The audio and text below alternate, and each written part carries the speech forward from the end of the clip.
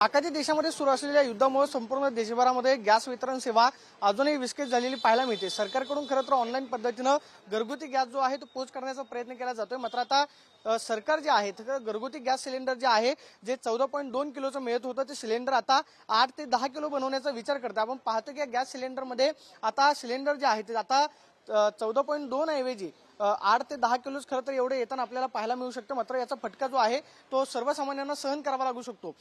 याच खरं तर गॅस सिलेंडरसाठीचा आधीची जी किंमत आकारली जायची तेवढीच किंमत जी आहे ती आकारली जाईल असं सुद्धा सांगितलं जाते। मात्र अजूनपर्यंत तरी गॅस एजन्सीकडून आपण पाहतोय की 8 ते 10 किलोच्या गॅस सिलेंडरचा सप्लाय जो आहे तो अजूनपर्यंत पोहोचलेला नाहीये। सध्या तरी आपल्याला 14.2 किलोच्या टाक्या ज्या आहेत ते आपल्याला पाहायला मिळतात।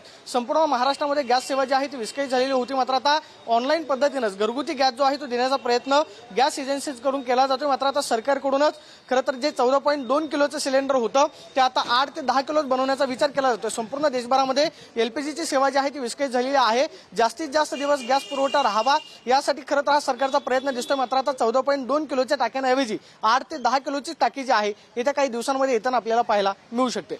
कॅमेरा पर्सन अभिजित पिसेसोनी प्रदीप कापसे, TV9 मराठी, पुणे।